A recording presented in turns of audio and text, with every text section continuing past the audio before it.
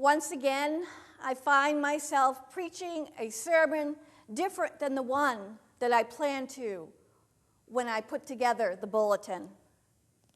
And this time it isn't because I was writing a sermon and trying to make it go left and it went right.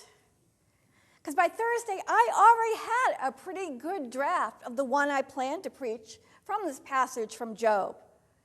And it worked with the title in the bulletin, Quid Pro Quo. It even started off with a little joke about squid pro quo and explained how Job is a parable that grapples with our human tendency to want to assign a specific cause, a specific reason for all times of pain and suffering. Reasons such as, she must have done something to deserve this, or he should have eaten more organic vegetables, or God must have a lesson for you in this. It's common for us to look at why something happens. And so in this sermon, the message originally was that how even trying to say that this is God's will that it happened can sometimes be saying too much. For in the words of William Sloane Coffin, the one thing that should never be said is that it's the will of God. Never do we know enough to say that.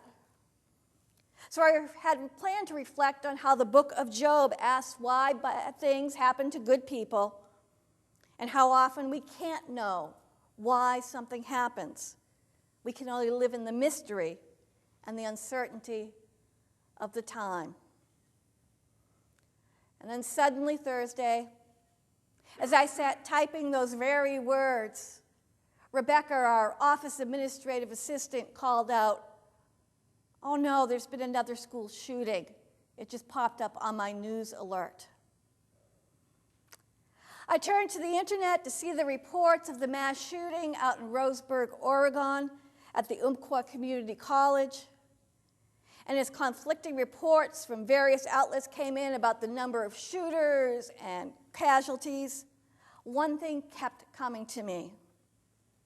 I couldn't this morning say how so many times we can't know why something tragic is happening, but that God is still present in some way. Because I've stood in this pulpit and in other pulpits too many times after one of these tragedies have happened and prayed for God to comfort the victims, prayed for peace. After Columbine, after Virginia Tech, after Aurora, after Gabby Gifford, after Newtown, after Charlestown, and now after Roseburg, after too many to list.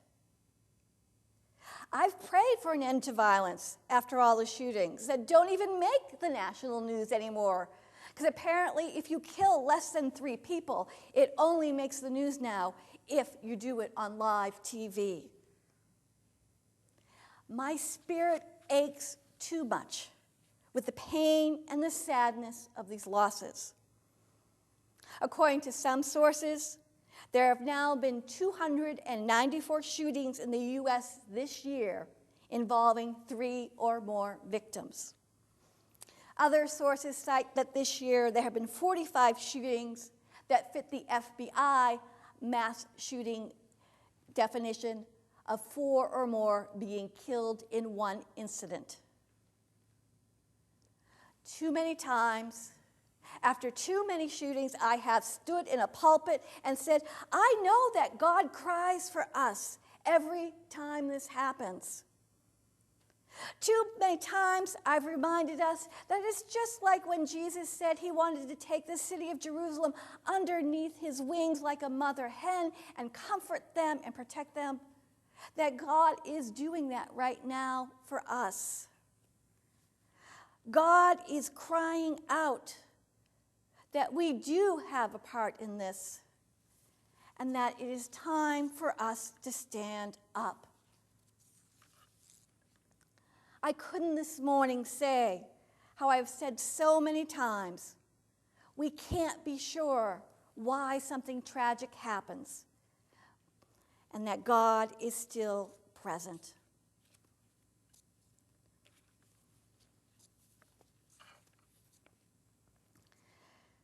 The shattered lives are just too many. The people who are hurting are just becoming too big a number. And so this time I want to say stop. I want to say if we're only going to pray for the victims, if that's all we're going to do, then we can stop praying, for God is already there with them. God has already been there in the midst of these tragedies. If all we're going to do is pray, I don't think we need to pray for God to be present, for Jesus to comfort, or for healing to happen. For that's already going on before we even know. For as William Sloane Coffin wrote about on the death of his son Alex in a car accident, God's heart was the first of all of ours to break. We don't need to ask God to show up into these situations to bring comfort to the grieving and bring healing, because God is already there. Long before the first tweet or the first news break-in comes in about the shooting, God is already there, comforting, healing, and crying. But I also believe that God is not just crying with us.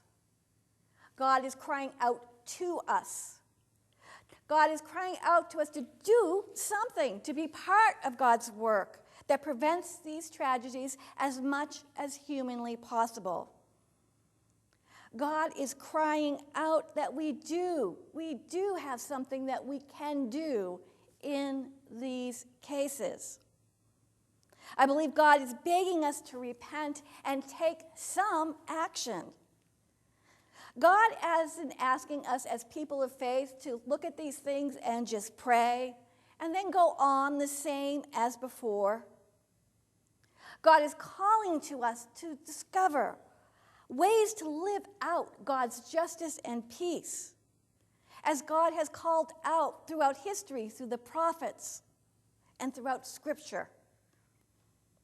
God is imploring us to live out our faith, that when Jesus said the reign of God is at hand and we can enter into it today, that we really believe it. That we can now live under God's reign that is different than what we've experienced up to this present moment. And so today, I couldn't preach that sometimes there is nothing that we can do about suffering. Because sometimes with times like these, there is. I couldn't preach that sometimes we don't know why this pain happens, because I've started to hear politicians and leaders and commentators dismiss this shooting as saying, these things happen, there's nothing we can do about it. I couldn't preach just to pray to God to intervene, because I'm starting to hear among people increasing resignation that we'll just have to accept this as part of life and just learn to live with the pain. And when I hear someone say that we must learn to live with this violence, my throat tightens up, my spirit rises up in my chest, and I want to cry out, no. No, we don't have to accept this. God has given us another way. And God's way is not resignation. It isn't acceptance. It's time to say enough. Does that seem impossible? Does doing something about this seem beyond what we could ever do? I don't believe so.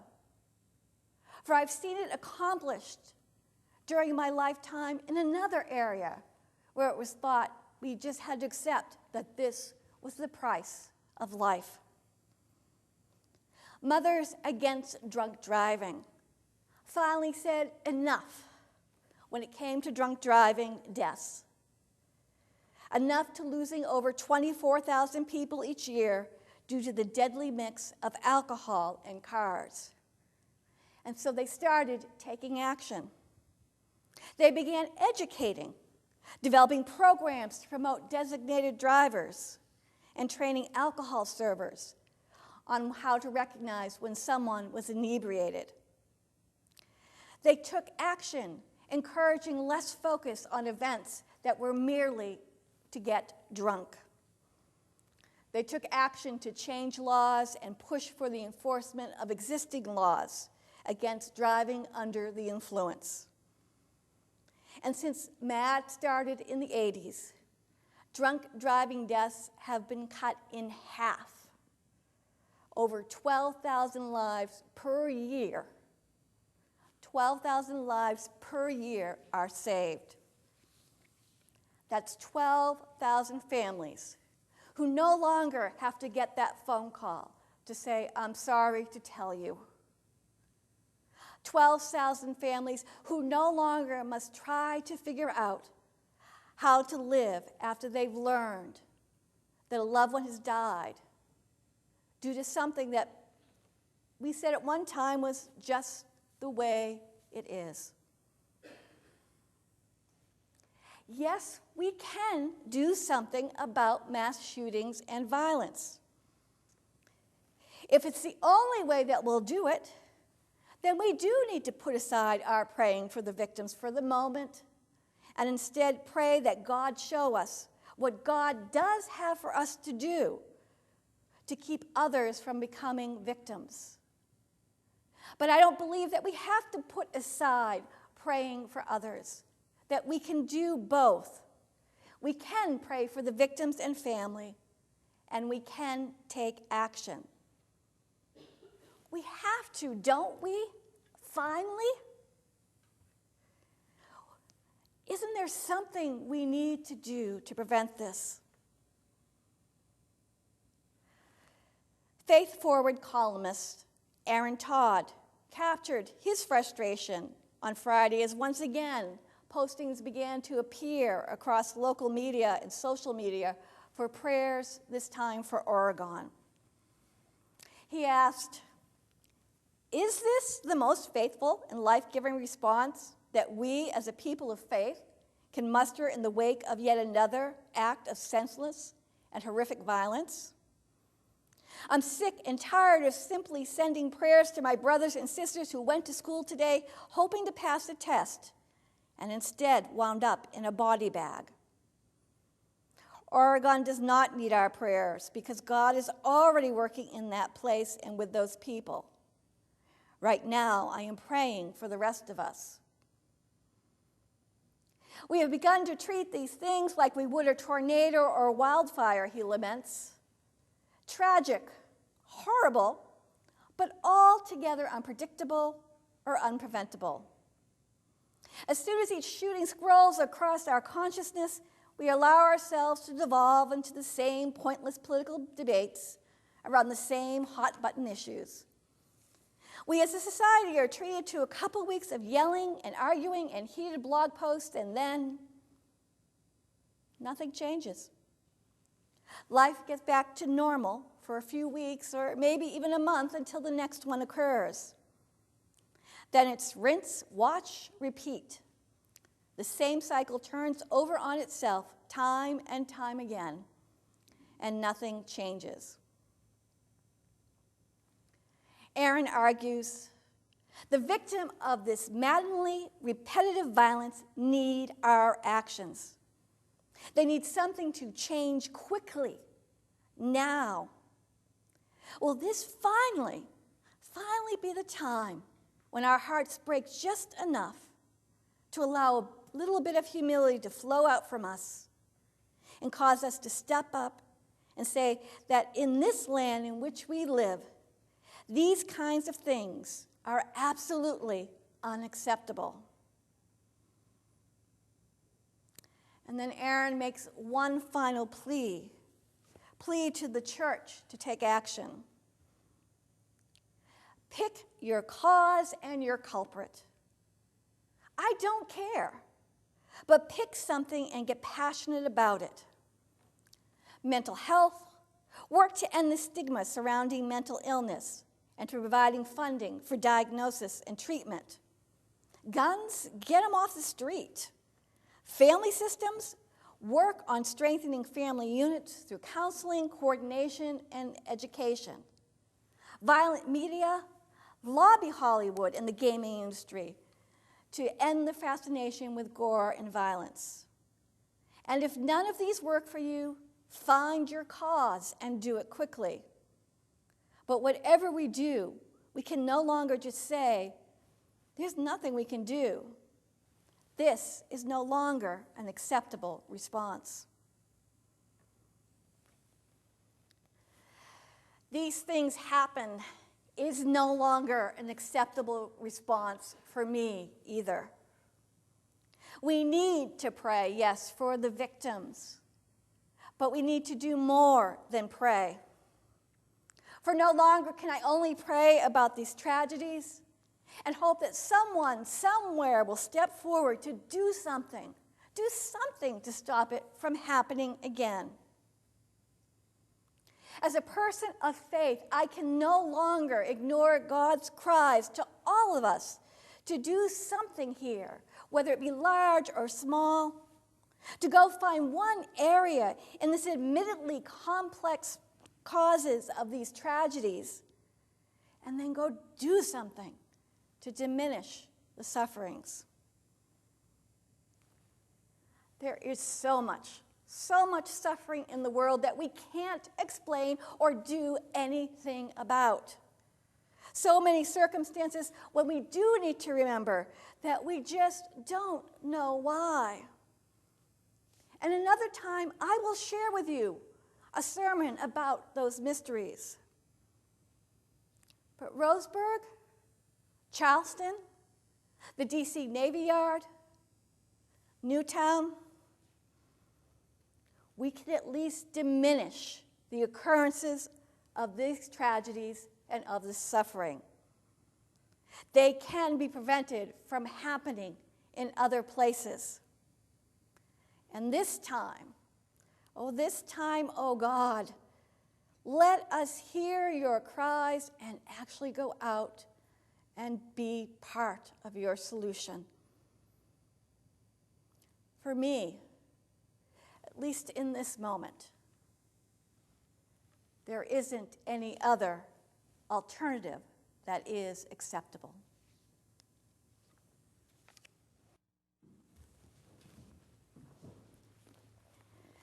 In the second stanza of that hymn, which was picked before I decided to preach this sermon, I caught the line, whose hope burns through the terrors, who love sustains the day. God is calling us. God is calling us to be part of that hope that will burn through those terrors, through that love that sustains the day. It is a complex problem. There are many strands of it. So pick your strand. I don't care which one. Pick your strand and go do something. God calls us to be people of peace, of justice, and of love. It's time. It's long beyond time for us to answer that call. May God bless you and keep you until we meet again.